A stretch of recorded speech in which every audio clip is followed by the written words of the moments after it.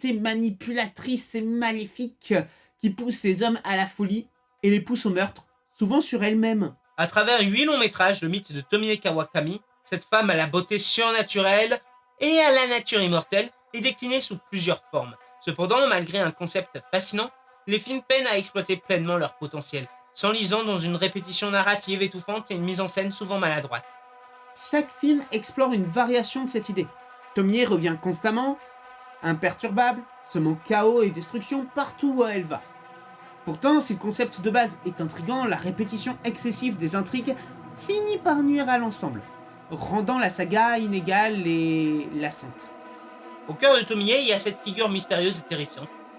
Belle à en mourir, littéralement, elle manipule ceux qui l'entourent avec une facilité déconcertante, leur insufflant une obsession maladive. La fascination qu'elle exerce conduit les hommes à la folie et les pousse irrémédiablement à la tuer. Mais elle revient toujours. Tomie est immortelle, son essence peut se régénérer à partir de n'importe quelle partie de son corps. Une goutte de sang, une mèche de cheveux, un fragment de chair. Elle n'est pas qu'une femme, elle est une entité incompréhensible, un cauchemar incarné. Pourtant, ce qui fait la force du manga, cette horreur insidieuse, presque cosmique, se perd rapidement dans les adaptations cinématographiques. Les films, bien qu'ambitieux dans leur concept, semblent incapables de s'éloigner d'un schéma répétitif. On s'y ennuie presque devant. Tomie arrive, séduit, détruit, meurt. Et on recommence. Elle arrive, elle séduit, elle détruit, elle meurt. Voilà. La répétition, supportable dans un manga où chaque chapitre apporte une variation, devient ici un fardeau narratif. Vous avez vu un film ? Vous avez tous vu. La production des films reflète bien leur budget limité et leurs ambitions modestes. Les réalisateurs qui se succèdent au fil des années oscillent entre tentatives d'innovation et respect strict du matériau d'origine, mais aucun ne parvient à transcender le concept de base. Les décors restent souvent minimalistes, les effets spéciaux sont datés, même pour leur époque, et l'écriture manque de profondeur.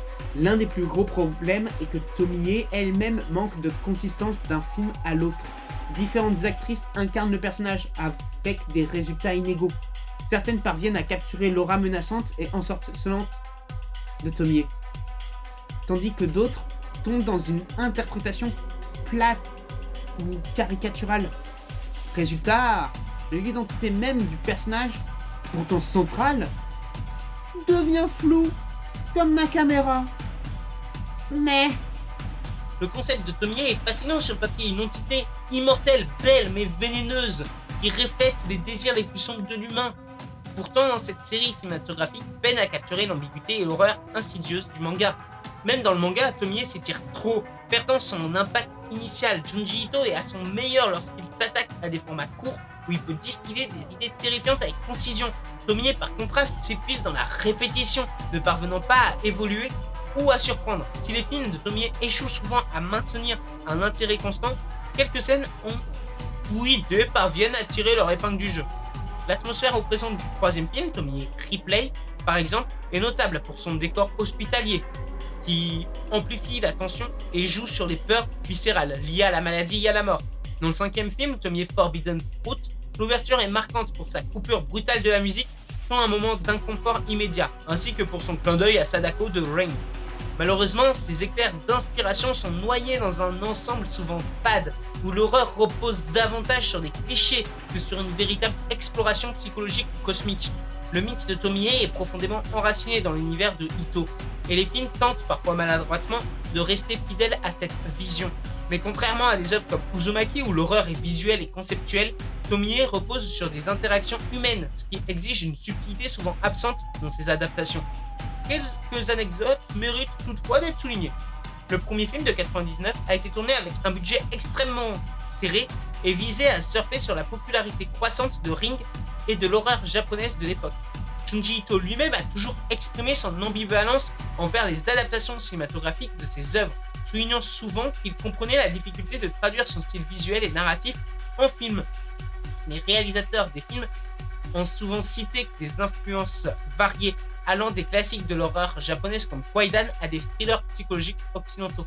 L'une des critiques principales envers Tomie, que ce soit dans le manga ou dans les films, est sa longueur et sa répétitivité. Junji Ito, connu pour ses récits courts et percutants, semble s'être perdu dans cette œuvre qui s'étire sur des centaines de pages. Je ne sais pas si vous avez vu l'épaisseur de l'intégrale Tomie. c'est une brique. On peut assommer des gens avec. J'ai pas fait le test. Je suis sûr que je le fais, je peux finir en prison avec une arme blanche. C'est un manga pourtant.